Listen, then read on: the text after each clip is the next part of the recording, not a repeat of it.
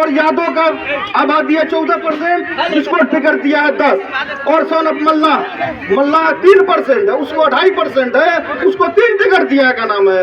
और क्या बोलते हैं, और मल्ला हर जाति का नेता है, जैसे कुशवाहा का नेता है, सहनी का नेता है, पासवान का नेता है, ये क्या नाम, कुशवाहा का नेता है, माझी का नेता है। लेकिन अगर कोई अकलियत का नेता, कोई अगर मुसलमानों का आवाज उठाने वाला, तो लालू प्रसाद चाहते हैं कि कोई हमारा हमसे आगे न बढ़ जाए, कोई उसका आवाज उठाने वाला ना हो।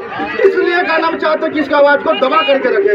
इसलिए अगर कोई भी ऐसा मुद्दा होता, लोकसभा में हो या विधानसभा में हो, लोकसभा में अगर कोई मोदी से आंख मिला के बात करता है, तो वो एक मर्द मुजाहिद, एक शेर पैदा लिया है, जिनका नाम असदुद्दीन ओवैसी है, का नाम,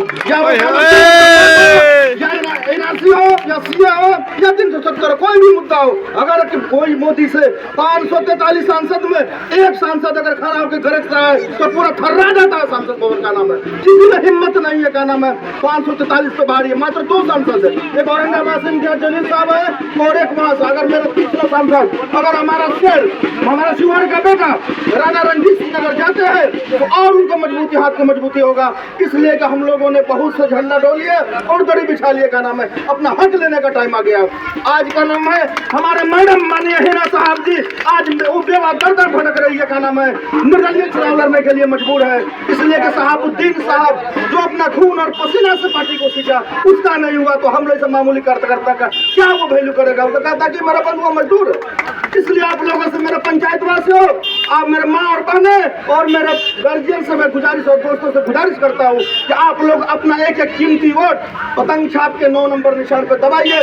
किसी दलाल उचक्के के बहकावे में नहीं आना है। पतंग छाप पे अपना फूक बजाकर सुबह में लाइन करके एक बटन को दबाना है, का नाम है। जैसे कि आप लोगों ने हमको इस पंचायत से जिताया, इसलिए आपको गुजारिश करते हैं कि आप लोग एक अपना कीमती वोट जाकर के उस बूथ पे जाकर के पतंग छाप पे बटन दबाकर भारी मतों से विजय बनाए। वही साहबुद्दीन साहब है तो मरते दम तक लालू प्रसाद का नाम ले रहे थे, यहाँ तक कि वो जेल से निकले, जेल से भागलपुर से निकले तो उसने मीडिया वाले पूछा क्या कहना आपका नेता कौन है, तो उसने बोला कि मेरा नेता लालू प्रसाद यादव है, लालू प्रसाद यादव है और नीतीश कुमार परिस्थितियों का मुख्यमंत्री है। जब उनका मृत्यु हो जाता है तिहाड़ जेल में, निकलने के बाद जब मृत्यु होता है, वही पे हमारे लालू प्रसाद, माननीय राबड़ी देवी, तेजस्वी यादव, तेज प्रताप यादव, मीसा भारती मौजूद है, मनोज झा मौजूद है, लेकिन का नाम देखने तक नहीं गया। ओसामा साहब अकेले दर दर के ठोकर खा रहे वहां पे, यहाँ तक क्या ताकने तक नहीं गया, प्रोटोकॉल क्या है नहीं है, लेकिन आज तक उसको देखने तक नहीं गया, न उसके साथ मतलब सपोर्ट कर रहा है। तो उस ऐसा कार्यकर्ता के नहीं हो तो हम लोगों का क्या होगा? इसलिए आपसे गुजारिश करते हैं कि आप लोग अपने एक एक कीमती वोट पतंग छाप पे और देकर माने उस वैसे साहब के हाथों को मजबूत कीजिए और को बड़ा रहना जिस को भारी मतों से कामयाबी बनाए।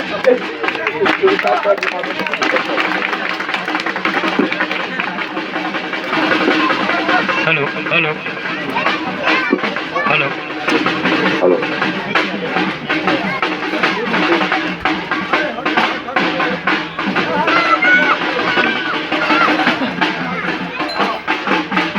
अस्सलाम वालेकुम तकवा।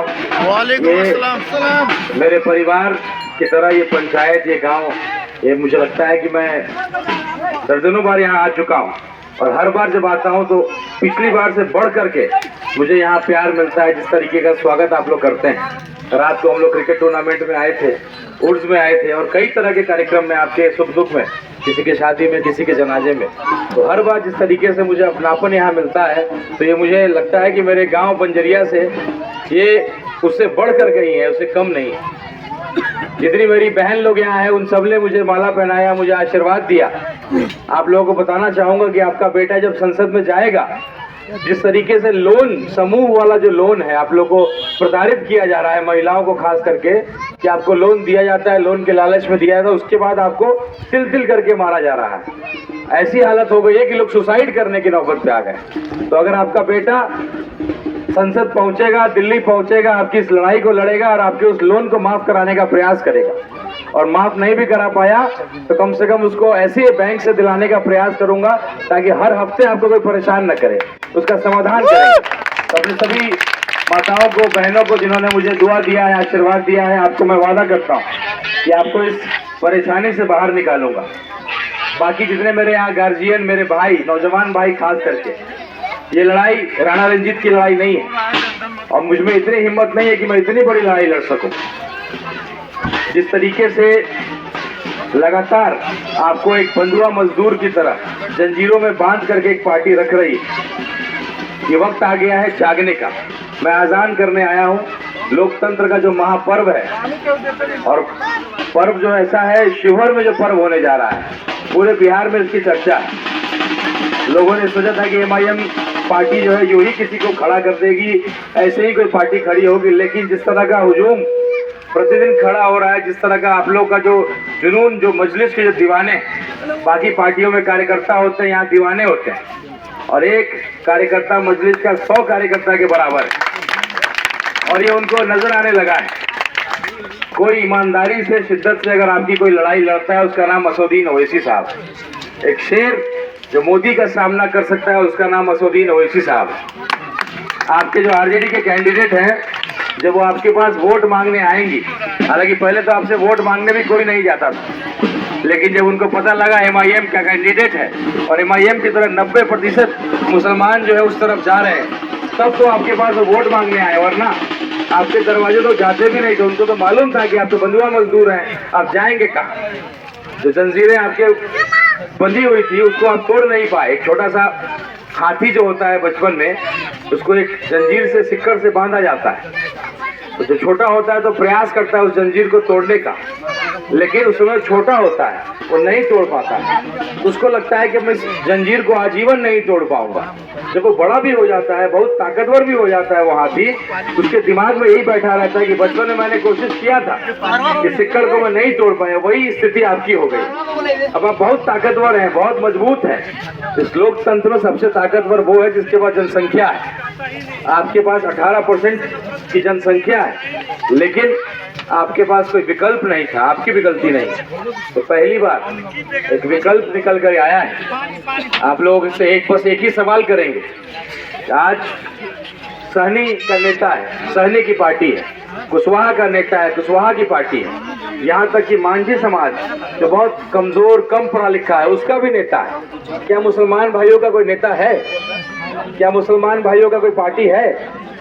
कभी नहीं बनने देंगे। RJD वाले जानते हैं कि जिस दिन मुसलमान की पार्टी बन गई, जिस दिन मुसलमान का कोई नेता बन गया, आप सब लोग उस पार्टी को छोड़ करके आप अपनी पार्टी में चले जाएंगे, और जो 8-8 करोड़ रुपए में टिकट बेचा जा रहा है, उसके लिए कोई अठन्नी भी नहीं देगा। ये ताकत आपकी है। आपने पहले कांग्रेस का साथ दिया था लंबे समय तक, फिर आपका जब मन फटा वहां से आप चले आए छोड़ करके, कांग्रेस बर्बाद हो गया। अभी आप RJD के साथ हैं, लंबे समय से आप साथ दे रहे हैं। आप कभी कोई जाति नहीं देखते, अपना व्यक्ति नहीं देखते। आपके भी समाज में कोई खड़ा होता है तो केवल आप लालटेन को देखते हैं, आपने कभी किसी की जाति नहीं देखी। आज देखिए क्या हो रहा है। जो RJD की कैंडिडेट है, उनके सारे मैनेजर कौन है? वही मैनेजर है जो रमा देवी के मैनेजर, सारे RSS के कैडर के लोग हैं। तो क्या बदला है? कुछ भी नहीं बदला। आज उस पार्टी से भी तो वही लोग आ रहे हैं जो RSS के कैडर के लोग।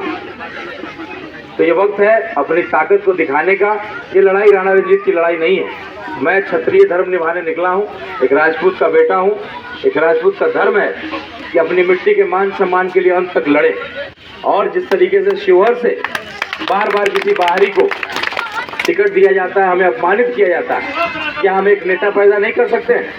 अनवारुल हक साहब यहाँ के नेता थे, मोतीउर रहमान साहब थे, पंडित रघुनाथ झा जी थे, सीताराम बाबू थे, जिनका नाम पूरे देश में था।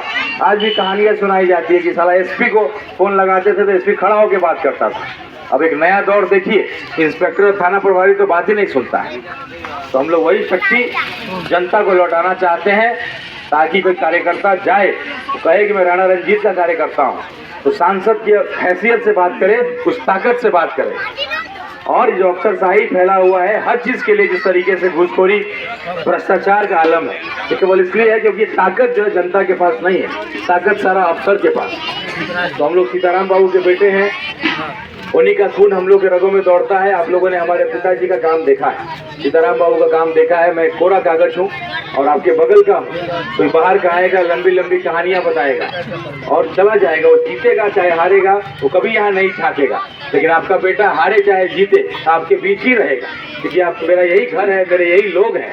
जो तकलीफें आप झेलते हैं, आज स्मार्ट मीटर की समस्या हो, बिजली के बिल के लिए जिस तरीके से खून चूस करके आपका निकाला जा रहा है, कुछ भी आनंद फानंद में बिल दे दिया जाता है।